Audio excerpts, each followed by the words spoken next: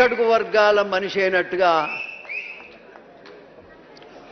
పేదోళ్ళ యొక్క మనసులో ఏముందో గమనించగలిగేటువంటి స్థితిలో వారు ముందుకు పోతున్నందుకు ప్రత్యేకంగా ఒక కౌగలిని తీస్తే చాలు, నేను వెళ్ళిపోతానే.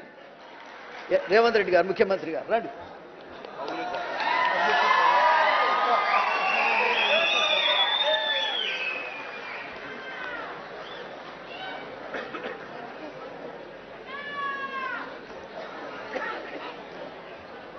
అరే కులంలో పెద్దోన్ని 70 ఏళ్ళ వయసు వచ్చినాయి, ఒక నిమిషం మాట్లాడమంటే నేను లక్ష్మణ్ గారికి మొదటే చెప్పా, ఏది ఏమైనా ఇవాళ వ్యవస్థలో నాయకులే మంచోళ్ళు కావాలి. మాయమైపోతున్నాడమ్మా మనిషి అన్నవాడు, మచ్చుకైనా కానరావటం లేదు. ఎక్కడో ఒక చోట ఒకడు ఉంటే వాడు కూడా కనపడతలేడు, ఏడున్నాడో ఏం సంగతో అని అందశ్రీ పాట రాశారు. ఏడున్నాడో ఎందుకు అనుకోవాలన్నాయా? మన పేద వర్గాలంతా ఉన్నాడు మన రేవంత్ రెడ్డి గారు అనుకోవాలి. మనం నువ్వెన్ని కోట్లు ఇచ్చినా ఈ ఆత్మీయత నీకు రాదు.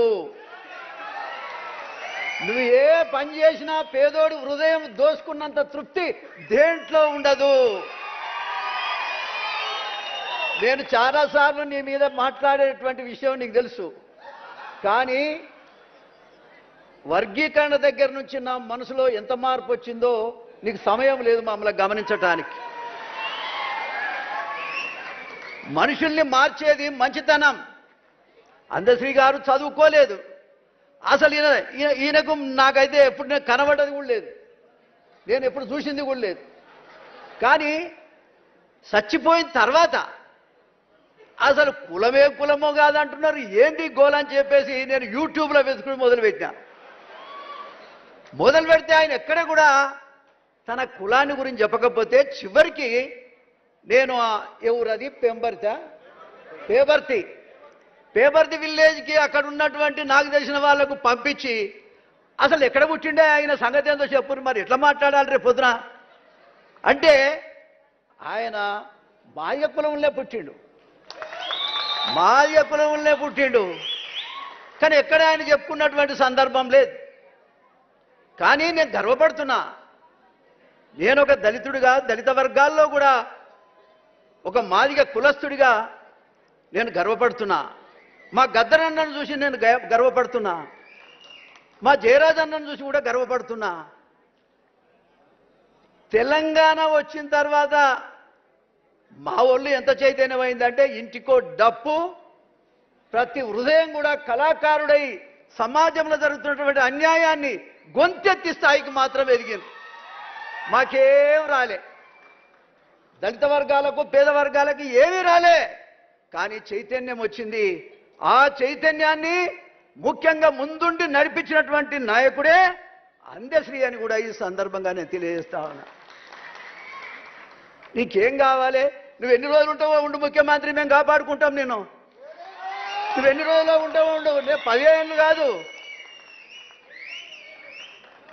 ఇవాళ కావాల్సింది మంచితనం కావాలి. నువ్వు పాడే మోసినావు, ఎవరైనా పాడే మోస్తే మోసిడొచ్చు. ముద్దాన్నావు, కొడుకు చేయాల్సిన పనులన్నీ కూడా నువ్వే చేసినావు. అరే నువ్వే మాది కూడా అనుకుంటాం, నువ్వే మాలాయనం అనుకుంటాం. 59 కులాలు నీ వెంబడే ఉండేటట్టు చేస్తాం. నాకు నువ్వేమి ఎక్కర్లేదు, సమస్యల మీద మాట్లాడటానికి అవకాశం ఇస్తే చాలు. నీ వెంబడే నాకు 70 ఏళ్ళు వచ్చినాయి, షుగర్ బాగుంది, ఎప్పుడు పోతున్నా తెలియదు. అందశ్రీ గారు 64 ఏళ్ళకే పోయింది, నాకు 70 వచ్చినాయి. నేను 70 వచ్చిన నెల చూస్తుంటా, వీడు గట్టిగా నడుస్తుండా, నా పని అవుతుందా ఉంటుందా. మా హనుమంతరావుని చూస్తే అరే 20 ఏళ్ల కింద చూస్తే అట్లే ఉండి ఇప్పుడు అట్లే ఉండాలి. ఈయనతో పాటు పాదయాత్రలు కూడా చేసినట్టు మా ఆలేరులో. సందర్భం వచ్చినప్పుడల్లా ఈ వర్గాలకు సంబంధించినటువంటి నాయకులను గౌరవించటం నాకు అలవాటు.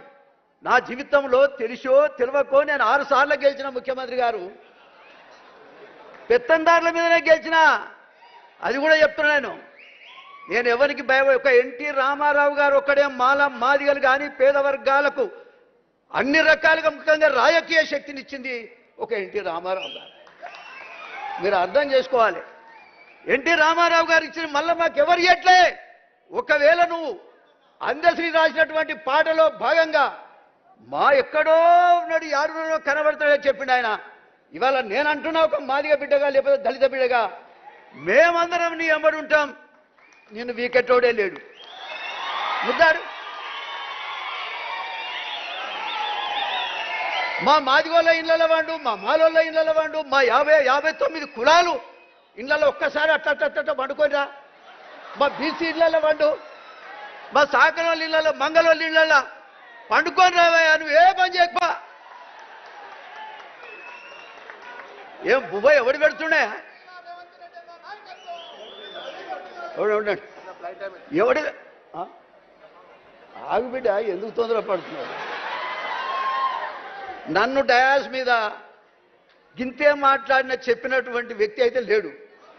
కానీ మా రేవంత్ రెడ్డి ఫస్ట్ టైమే చెప్పినాయా నేను సరే మొట్టమొదట రేవంత్ రెడ్డి ముఖ్యమంత్రి అవుతాడు నా తమ్ముడు అని చెప్పిన. నేను అందరికంటే మొట్టమొదట ప్రకటించింది నేను.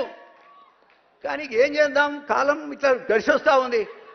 ఓకే, అయినా కూడా నాకే ఇబ్బంది ఏం లేదు. నేను అన్నీ చూసినా, అన్నీ చేసినా. ఇలా అందశ్రీ మహాకవికి మీరు పట్టం కట్టిన దానికి మా అందరికి పట్టం కట్టినట్టే లెక్క. ఏం ప్రభాకర్ అన్న, అందరికి పట్టం కట్టినట్టే లెక్క.